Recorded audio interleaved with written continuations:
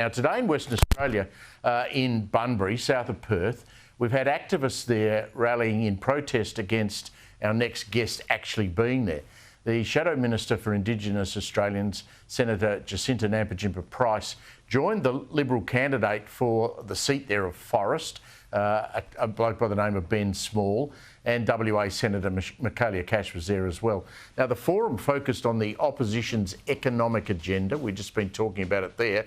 But after the defeat of The Voice and why it matters for marginalised Australians. Now, protesters say, look, we were not informed about the visit. Well, I mean, so what? The Senator joins us now from WA. Good to see you again, Senator. Thanks for joining us. What's all the fuss there today about these protesters? What are they concerned about?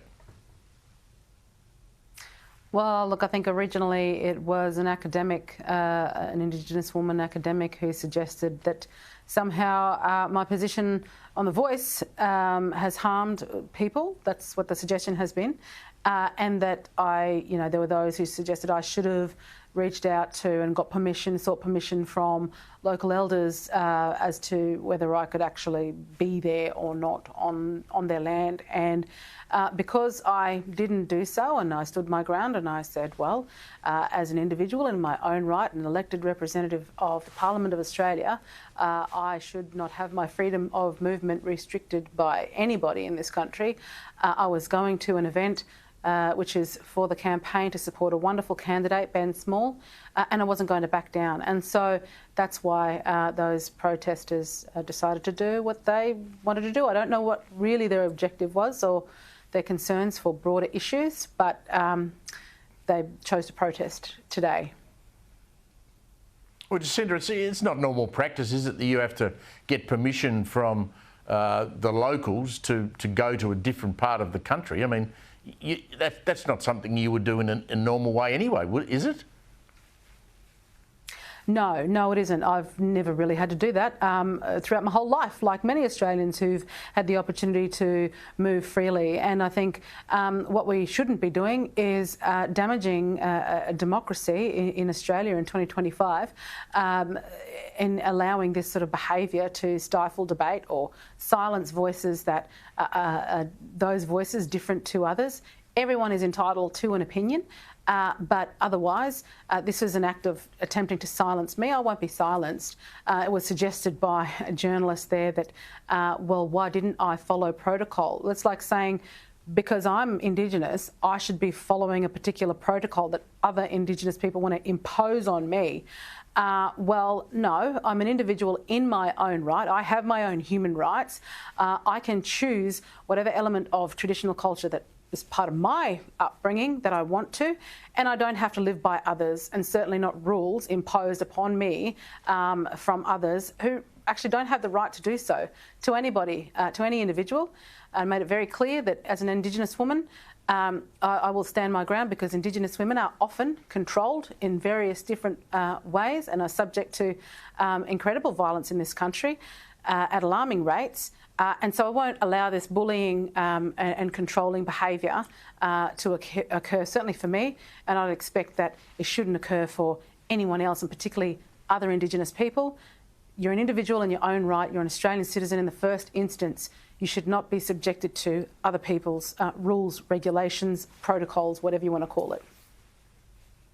You're a tough cookie. I mean, did anything happen? I mean, did you get confronted by these people? Did you feel safe?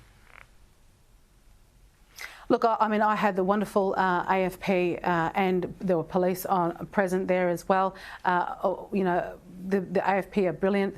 They take care of our needs as politicians. I mean, the climate throughout the country at the moment is that many politicians are being targeted in particular ways, and that's ramping up. And the AFP do a great job at ensuring that we can get to and from events such as this one pretty much hassle-free. The protesters get to have their little bit on the side and yell and carry on and not really achieve anything.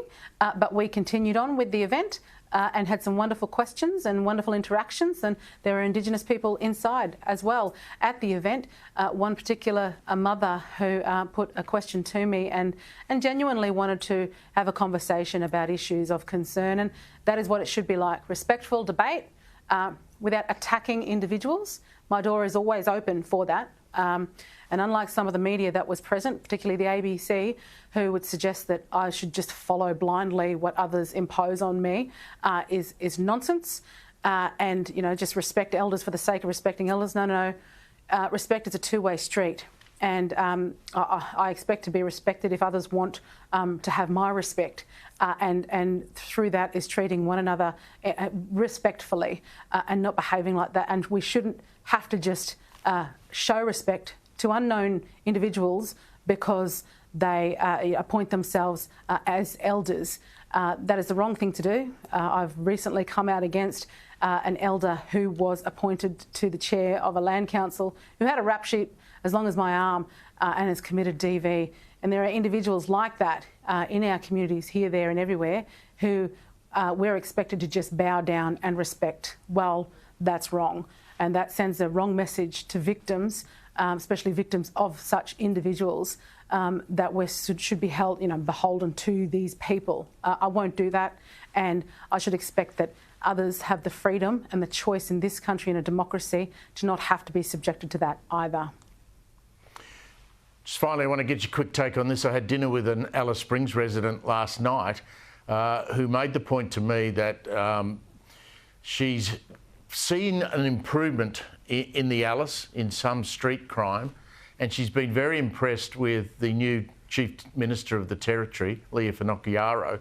She said she quietly goes to the Alice and she talks to police and she talks to the community. Are you seeing that? She said it's a slow burn and it's not a massive improvement, but it feels safer to her. Yeah, look, you know, it is. There's a sense of hope with the change of government. Obviously, they haven't been able to get rid of all crime, but they have effectively taken about 300 perpetrators off our streets, which is a great thing. And it's great to feel that hope once more. And that's what Territorians need to understand at this next election.